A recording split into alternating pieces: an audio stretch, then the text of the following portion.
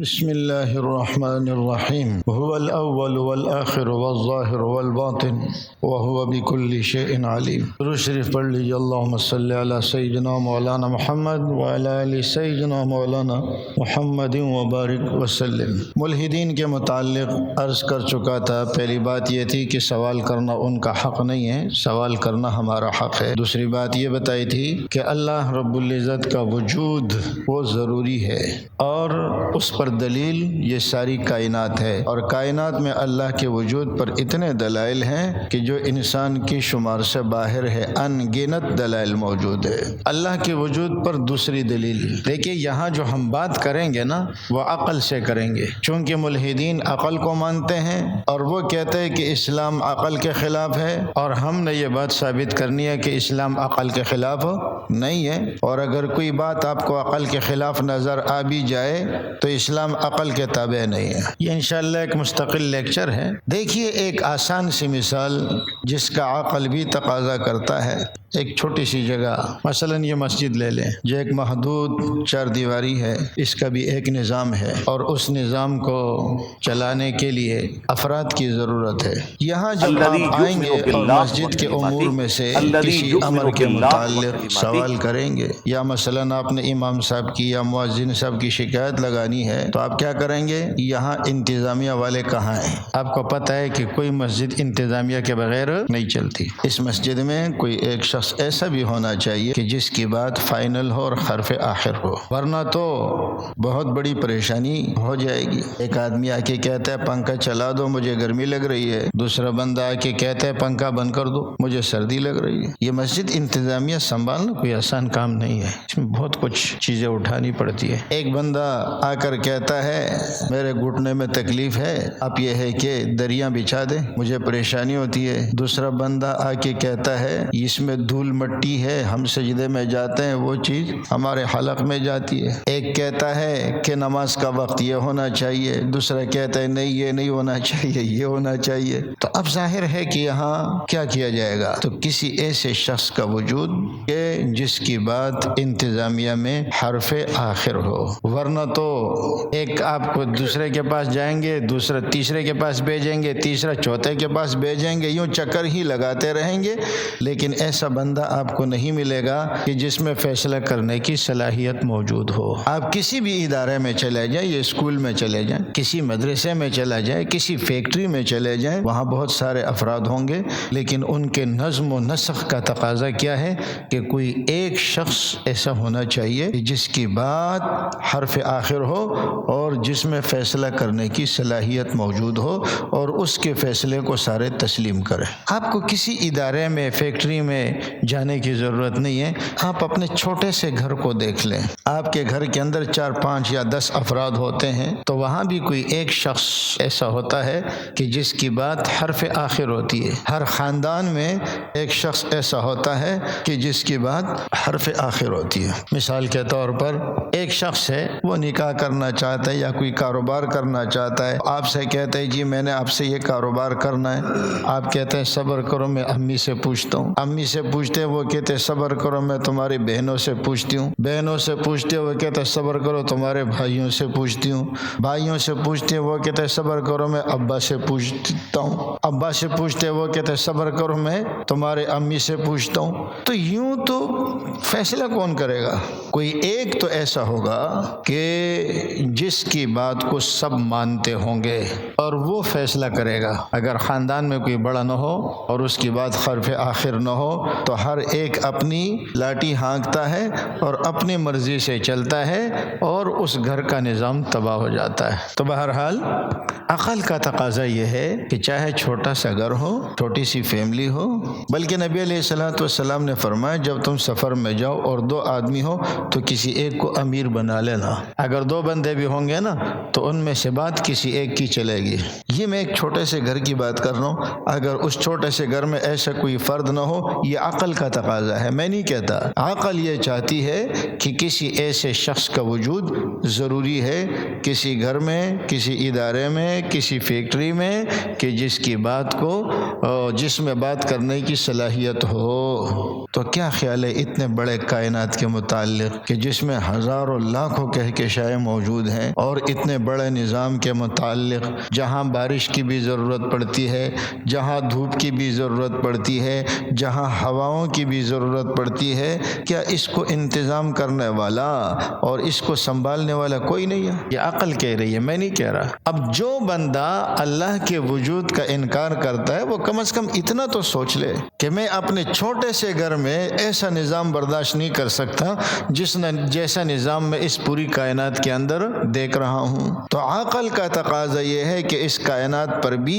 کوئی ایسی ہستی کا وجود ضروری ہے جو اس پوری کائنات کے نظم و نسق کو چلا سکے، اور اسی کو ہم خدا کہتے ہیں۔ یہ کون سی خلاف عقل بات ہے؟ خلاف عقل باتیں تو آپ کر رہے ہیں۔ تو پہلی دلیل کیا ہوئی کہ اللہ نے جتنی چیزیں پیدا فرمائی ہیں وہ مخلوقات ہے، اور مخلوق کا وجود خالق کے وجود کی دلیل ہے۔ دوسری دلیل کیا ہوئی کہ ہر فیملی میں، ہر چند افراد میں ایک شخص ایسا ہوتا ہے کہ جس کی بات کو وہ سب مانتے ہیں اور اس میں فیصلے کی صلاحیت ہوتی ہے۔ تو ایسے شخص کا وجود عقل کہتی ہے ضروری ہے، تو پوری کائنات کا بھی ایسا مدبر ہونا چاہیے۔ اور ظاہر ہے کہ دنیا میں کوئی یہ دعویٰ نہیں کر سکتا کہ وہ میں ہوں، تو وہ جو بھی ہے اسی کو ہم اللہ کہتے ہیں، چاہے وہ ہماری سمجھ میں آئے یا وہ ہماری سمجھ میں نہ آئے۔ یہ ایک مستقل لیکچر ہے کہ آیا جو چیز تمہاری سمجھ میں نہ آئے اس کا انکار کر دیا جائے؟ انشاءاللہ اس پر بھی گفتگو ہوگی۔ اللہ کے وجود کی تیسری دلیل جو عقلی دلیل ہے وہ یہ ہے کہ اس دنیا میں کتنے لوگ رہتے ہیں، کتنی مخلوقات ہے۔ انسان چونکہ اشرف المخلوقات ہے، ان انسانوں میں کسی بڑے سے بڑے انسان کو لے لیا جائے، چاہے دینی اعتبار سے ہو چاہے دنیاوی اعتبار سے ہو۔ دینی اعتبار سے بڑا، مذہبی اعتبار سے بڑا جیسے رسول اللہ صلی اللہ علیہ وسلم، دنیاوی اعتبار سے بڑا جیسے فرعون اور نمرود کو لے لو۔ ہر انسان میں کچھ صفات ہیں جو اللہ نے اسے دی ہے، مثلا زندگی اور موت، تو زندہ رہنا ایک صفت ہے۔ اسی طریقے سے دیکھنا، بصیر ہونا، سمیع ہونا، سننا، سوچنا، طاقت اور قوت اور قدرت کا ہونا وغیرہ وغیرہ، انسان کو اللہ نے جن صفات سے نوازا ہے، مثلا انسان زندہ ہے یہ ایک صفت ہے، انسان دیکھتا ہے ایک صفت ہے، انسان سنتا ہے ایک صفت ہے، وغیرہ وغیرہ۔ آیا کوئی انسان یہ دعویٰ کر سکتا ہے کہ میری یہ صفت اعلیٰ درجے کی ہے؟ نہیں کر سکتا، اس لیے کہ کوئی زندہ ہے تو زندگی کا انداز بچپن میں کچھ اور ہے، جوانی میں کچھ اور ہے، بڑھاپے میں کچھ اور ہے، پھر وہ زندگی ختم بھی ہو جاتی ہے۔ تو اس کا مطلب یہ ہے کہ زندگی اعلیٰ درجے والی نہیں تھی، یہ صفت انسان میں اعلیٰ درجے والا نہیں تھا۔ اگر یہ صفت انسان میں اعلیٰ درجے والا ہوتا تو یہ مرتا نہ، لیکن آپ دیکھتے ہیں وہ مر جاتا ہے۔ ایک آدمی سنتا ہے تو سننے کی صلاحیت اس کی محدود ہے، ایک حد تک سنتا ہے، اس کے بات نہیں سن سکتا۔ ایک اونچی آواز تک سنتا ہے، اس سے زیادہ اونچی آواز نہیں سن سکتا ورنہ کانوں کے پردے پھٹ جائیں گے۔ دیکھتا ہے تو اس کی ایک لمٹ ہے، بہت زیادہ روشنی ہو جائے تو اس کو نظر نہیں آتا، بہت زیادہ دور ہو جائے تو اس کو نظر نہیں آتا۔ اس کا مطلب یہ ہے کہ ہر ایک اس بات کا قائل ہے کہ میرے پاس جو صفات ہیں یہ صفات اعلیٰ درجے کی نہیں ہے بلکہ یہ صفات ادنا درجے کی ہے۔ اگر اتنی بات آپ کو سمجھ آ گئی ہے تو اب اس کے ساتھ ایک بات اور ملا لے، کسی چیز کو ادنا تبھی کہا جا سکتا ہے جب اس کے مقابلے میں اعلیٰ موجود ہو۔ اگر اس کے مقابلے میں اعلیٰ موجود نہ ہو تو وہ ادنا نہیں کہلائے گی۔ مثال کے طور پر پرانے زمانے کی جو گاڑیاں تھیں، اب اس زمانے کی گاڑیوں کو آپ لے لیں، اس زمانے میں جو گاڑیاں ہوا کرتی تھی اس زمانے کے اعتبار سے وہ اعلیٰ تھی۔ وہ ایک کار ہوتی تھی نا فوکسی ایسی والی، وہ اس زمانے میں اعلیٰ گاڑی تھی۔ قائد اعظم محمد علی جناح کے پاس بھی وہی تھی، بڑے بڑے سرکاری افسروں کے پاس وہی گاڑی ہوا کرتی تھی، لوگ اس کو ہاتھ بھی نہیں لگا سکتے تھے، دور رہتے تھے۔ وہ اس درجے میں کون سی گاڑی تھی؟ اعلیٰ۔ کہتے یہ بہت بڑی شے، اس سے بڑھ کر کوئی ہے ہی نہیں۔ لیکن جب اس کے مقابلے میں دوسری گاڑیاں آ گئی تو اب وہ کیا بن گئی؟ ادنا۔ جب اعلیٰ آتا ہے نا تو اعلیٰ کے مقابلے میں پھر ادنا بنتا ہے، اور جب اعلیٰ نہیں آتا تو اس کو آپ ادنا نہیں کہیں گے، اس کو آپ اعلیٰ کہیں گے۔ تو آپ نے مان لیا کہ میرے پاس جو صفات ہیں وہ ادنا ہیں، تو اب سوال یہ آئے گا کہ آپ کی صفات اگر ادنا ہے تو اعلیٰ کون سی ہے؟ وہ اعلیٰ بھی ہمیں دکھا دیں۔ جب آپ وہ اعلیٰ ہمیں دکھائیں گے تو پھر ہم مان لیں، یہ تو مانتے ہیں کہ میرے پاس جو صفات ہے یہ ادنا ہے، میرے پاس علم ہے لیکن یہ علم ہر چیز کا نہیں ہے، یہ ادنا ہے۔ میرے پاس عقل ہے لیکن یہ عقل ادنا ہے۔ میرے پاس بینائی ہے لیکن یہ بینائی ادنا ہے۔ میرے پاس سنوائی ہے لیکن یہ سنوائی ادنا ہے۔ تو اب سوال آئے گا کہ اگر یہ ادنا ہے تو اعلیٰ کون سی ہے؟ تو اللہ نے فرمایا وَلَهُ الْمَثَلُ الْأَعْلَى فِي السَّمَاوَاتِ وَالْأَرْضِ، اعلیٰ صفات وہ صرف اللہ کے پاس ہے۔ یہ عقل کا تقاضا ہے کہ عقل کے ذریعے آپ ان چیزوں کو پہچان لیں، اللہ کے وجود کو پہچان لیں۔ کیوں؟ آپ سمجھتے ہیں کہ ڈاکٹر ہے خود کو موت سے نہیں بچا سکتا، انجینئر ہے اس سے بھی بڑی بڑی غلطیاں ہو جاتی ہیں، علاج ہم کرتے ہیں، دوا کھلاتے ہیں، مریض پھر بھی مر جاتا ہے۔ تو معلوم ہوا کہ کوئی اور ہے جو اس نظام کو چلا رہا ہے، ورنہ اگر انسان کے بس میں ہوتا تو وہ کبھی بھی اپنے لیے ناقص صفات کو اختیار نہ کرتا۔ تو جب عقل یہ کہتی ہے کہ انسان کے پاس جو صفات ہیں یہ صفات اعلیٰ درجے کی نہیں ہے بلکہ یہ صفات ادنا درجے کی ہے، تو اب سوال آئے گا کہ اگر یہ ادنا درجے کی ہے تو وہ اعلیٰ درجے کی صفات کس کے پاس ہے؟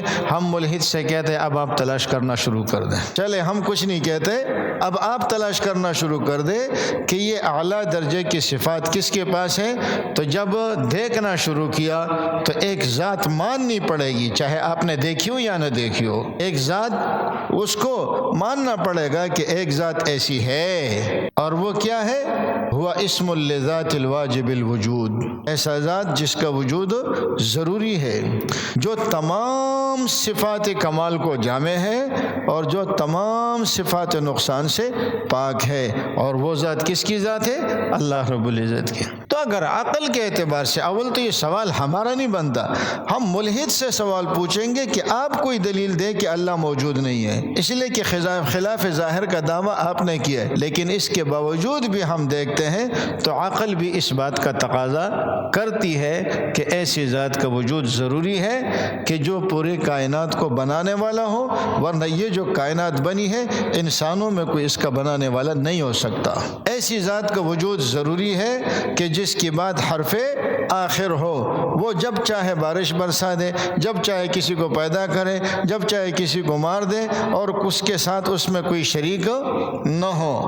اسی طرح یہ بھی ماننا پڑے گا کہ ایک ذات ایسے ہونا ضروری ہے کہ جو تمام صفات کمال کو جامع ہو۔ اب ہم ملحد سے کہتے ہیں آپ ایسی ذات تلاش کریں، اگر تجھے سمجھ میں نہیں آتا تو اس کا یہ مطلب نہیں ہے کہ اللہ کا وجود نہیں ہے، بلکہ کسی ایسی ذات کو ماننا پڑے گا کہ جو ذات تمہاری سمجھ سے تو بالا تر ہو، مگر پھر بھی اگرچہ تجھے سمجھ نہ آئے لیکن تو مجبور ہو جائے گا اس بات پر کہ ایسی ذات کا ہونا ضروری ہے۔ ہمارے ڈاکٹر مفتی یاسر ندیم واجدی دامت برکاتہم العالیہ وہ ایک ملحد سے مناظرہ کر رہے تھے، تو وہ ملحد پھنس گیا۔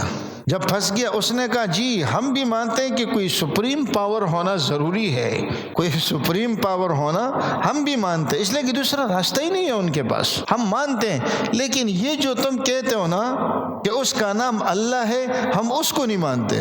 تو ٹھیک ہے پہلے یہ تو مان لو ایسی ذات کا وجود ضروری ہے، نام جو بھی دے دو وہ مسئلہ بھی حل ہو جائے گا کہ اس کا نام اللہ ہے۔ اور اللہ کے لغت میں کئی معنی بیان کیے گئے ہیں، اس میں سے ایک معنی یہ ہے کہ اس کے معنی حیران ہونا، پریشان ہونا، اور اللہ کو اللہ اس لیے کہتے ہیں کہ ساری کائنات اللہ کو سمجھنے کے معاملے میں حیران و پریشان ہے۔ تو اتنا ان کو بھی ماننا پڑے گا، بلکہ مانتے ہیں۔ اب جب مان لیا لیکن ہے تو ملحد، کہتے ٹھیک ہے ہم مانتے ہیں، بہت بڑا ملحد ہے وہ، ٹھیک ہے ہم مانتے ہیں کہ ایسی ذات کا ہونا یہ عقل کا تقاضا ہے، لیکن تم نے جو اس کا نام اللہ رکھا ہے یہ کہاں سے رکھا ہے؟ قرآن کو تو مانتا نہیں ہے، تو ہم نے کہا چلو آپ بتاؤ کیا نام رکھے اس کا۔